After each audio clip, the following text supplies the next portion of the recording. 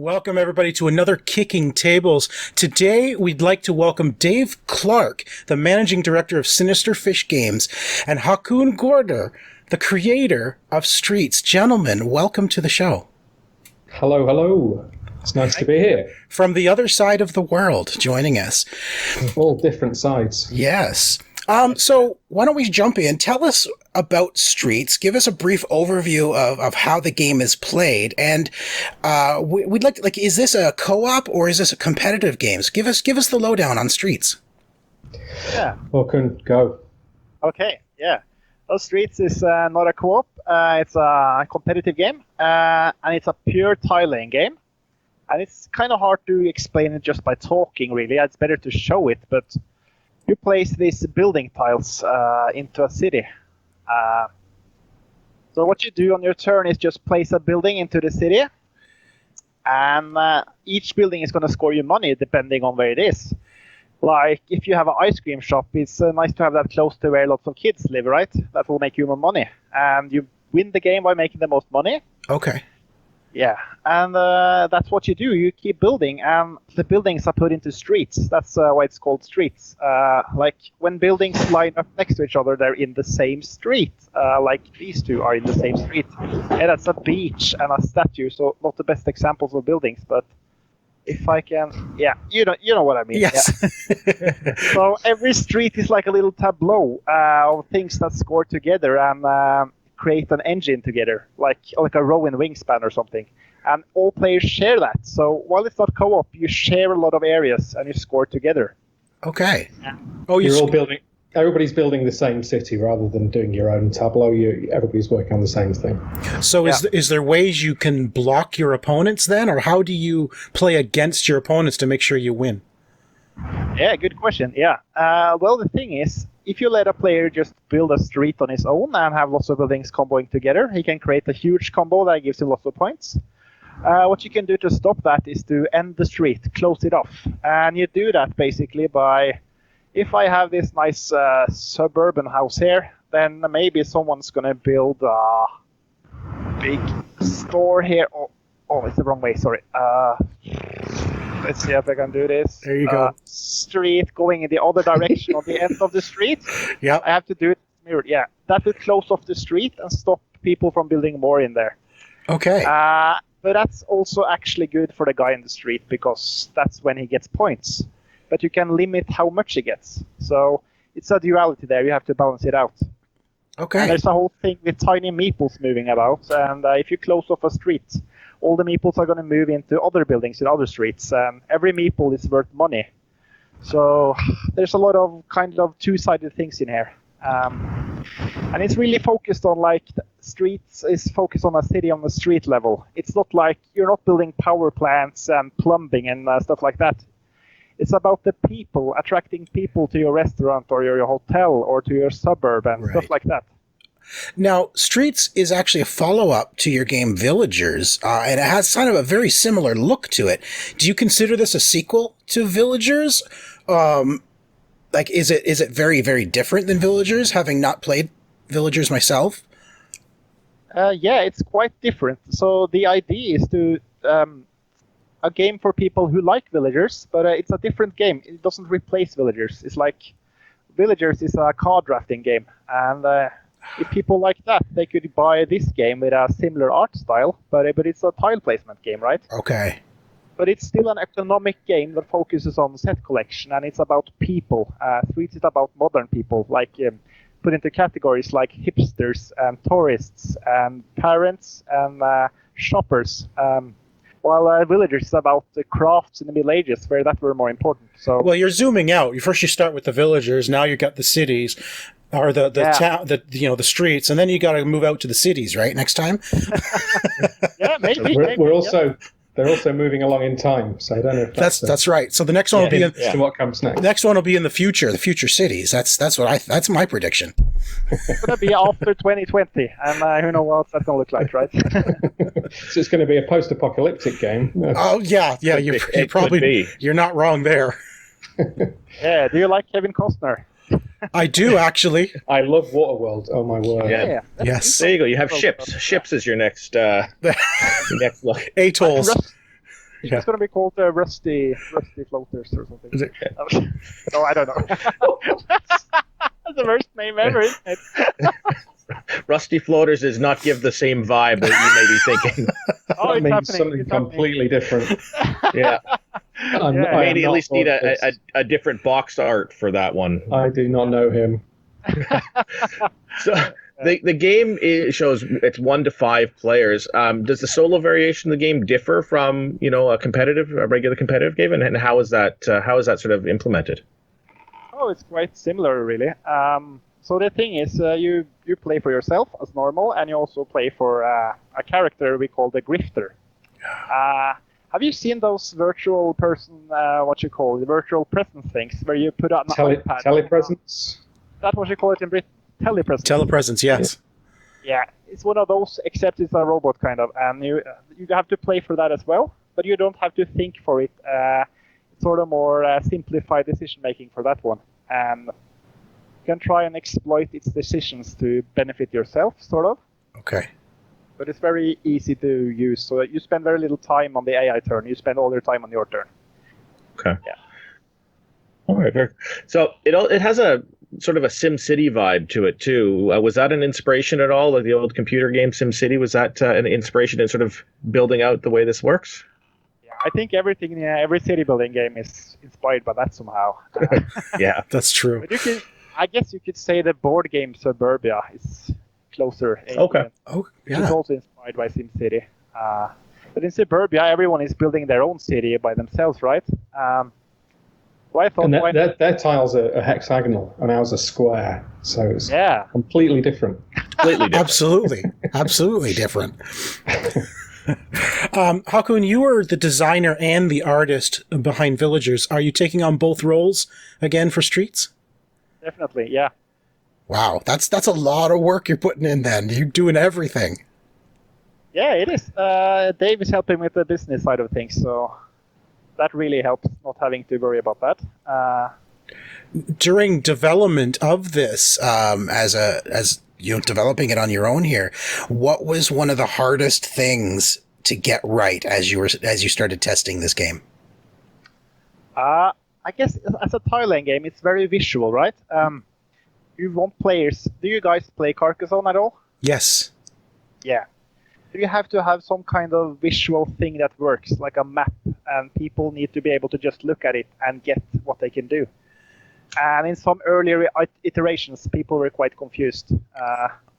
First, I playtested with some game designers, and they got it, but they get anything. They can deal with anything. Yes. But then I took it to some non-gamers, and then you get to see how it really works. And they were confused as, Can I swear here? But yeah. So I had to go back to the drawing board a bit and kind of simplify it, and that had all kinds of ramifications. We call it ripple effect. So. And that was it. What was it that had to change? Like you said, it was mostly the visuals, or what were they confused with, and what did you have to change to make it clearer? Yeah, there are buildings in the same street. They score together and affect each other's scoring, right? Right. That's the basic principle in this game.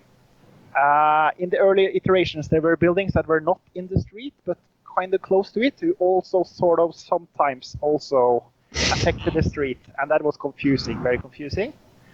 And also, the way the game works now, you have a hand of 3 tiles, and you just draw a new random one on your turn at the end of your turn. Okay. The earlier version, you drafted it from a choice of 3 tiles.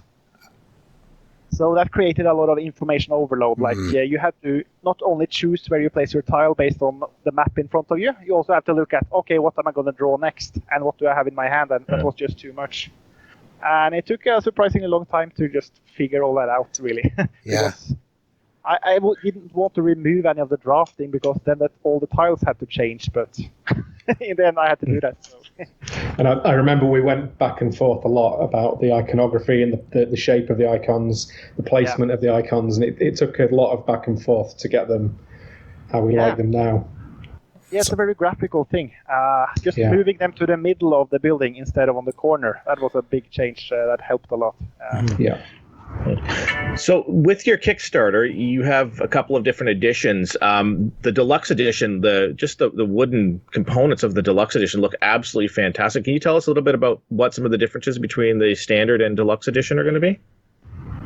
Dave can do that, yeah. Yeah, so the standard edition, everything, a lot of the components are still wood. We've got wooden meeples, and there are the little, we call them placement ownership tokens that you put on a tile when you play it, and your ownership token looks like a little for sale sign in your player color, and that shows that you own that building. So those are wooden in both editions, and they've got a little screen printed $sign on them. But they're like a very key component. You need to look at the board at a glance and know exactly where you are, where your buildings are. So it's good that those are wood. They stand out from the tiles and convey that information easily and quickly. So those are the same in both editions. And then we've got money tokens, which are cardboard in the standard. And there's like a mini expansion that comes with it that uses some tokens that are cardboard in the standard edition. And then in the Deluxe edition, all the tokens are made of wood. The money tokens are awesome. I really, really like the way they came out. I took a photo of them, like a promo picture, and like did it properly in a white box and everything. And I found myself having to put photo, not a 3D render. It looks like a 3D render. They look so close to Haakon's renderings that he did before we had the samples made. So they're cool. I really like them. What else did we do? Oh crikey! So the meeples, we in the Deluxe edition, all the meeples have like a full color print front and back. Which we could have achieved with stickers, but then I think we'd have had like angry mobs. Oh yeah. I don't know if you guys own is it Terror in Maple City? It used to be called Rampage. Yeah. And there's like there must be over 100 meeples in there, and they all you have to sticker them back and front. And what's that game? Is it Command and Colours Ancients has stickers? I don't own it, but it's legendary for taking like a whole evening to put stickers on. And stickers wear out. Yeah, they do wear out. Yeah, they wear out. They rip, and when you have fat fingers, it's not real easy to apply those sort of minute. Right, yeah, sausage fingers. And if you're eating pizza while you play, they get. It's just, nobody should be eating pizza while you play a board game. Always. What are you talking about? Terrible. Pizza and Cheetos are like porridge with my fingers. Oh, terrible. That's a whole different topic. Go on. But yeah, so I think, but the key thing to mention about the Deluxe and the Standard editions is that the gameplay content is exactly the same. So you're getting exactly the same game no matter which edition you end up with. That's awesome. I'd like to know from each of you, what is, I know, Haakon, you developed the game, but what is your favorite aspect of this game? Every time you play it, there's always you always have a favorite aspect of a game. What is your favorite? Let's start with Dave. What do you love about Streets? I love the tension and the sort of drama that the meeples create, because they come into play gradually. Every time you play a tile, there's a coloured icon at the bottom of the tile, and that tells you which type of meeple pops onto the board on that tile. So a pink tile brings on a pink meeple, and those meeples never leave play. So as you play, they add up and they accumulate. Okay. And each one of them adds $1 to the value of the building. So by the end, you can have up to 12 meeples on there, so quite often at the end the meeples are scoring more than the value of the tile, so they become more important, and you cannot ignore them. So I like that, the way that the decisions and the importance of those different aspects of the game changes through the game. There's an arc, and you're trying to get those meeples onto tiles you own. Yeah, right. And Haakon, what's your favorite aspect? Well, I designed the game, so I kind of created one of my own dream games. Is the kind of game I would want to play, so I really like everything. But I guess, as a game designer, one of the things you struggle with is players can paint themselves into a corner if they don't know the game well, and do very bad moves and get stuck. And it's so nice to teach people Streets and see that they get it and they're having fun, and they do what they're supposed to do on the first time they play. That's very rewarding for me to watch that happen. It's a simple game. It's easy to teach. We've been doing some online play testing with Tabletop Simulator, and Haakon comes in and teaches the game to new people, and you've got it down to like 4 minutes now that we can start playing within 4 minutes, and that's with the added complication of the Tabletop Simulator interface. Right, it's harder and it takes longer to do things. So I think in real life you might be able to shave it to like 3 minutes, and you're playing the game. But there is more to learn. There's a couple of more things that we add in as we play. But there are really nice moments in the game where people understand that the significance of things, and you can see it kind of open up before them. It's like, oh, I can do this, right? Okay, I get it. It's nice. Yeah, I love that. Yeah. That's awesome. So Streets comes to Kickstarter on September 1st. So be sure to get in there and back that. How long is your campaign? 3-4 weeks? We're going for 60 days now. I would die. 30 days. I think that's probably 7 days too long, but we'll see. It's strange times, and I don't know what's going to happen. So, all right. So go in the month of September. Back Streets. It sounds great, guys. Good luck on your campaign. I love the idea, and I wish you all the best. Thanks, Sean. Really appreciate that. Cheers, man. Thanks for being on the show, guys. Rusty something. Oh, that's funny. Yeah, Rusty floaters. Rusty floaters. That's looking forward to that Kickstarter. Yeah, next year, 2021, Rusty floaters coming to Kickstarter. Yeah, it's going to be awesome. Yeah, your wooden components for that are going to be very, very odd.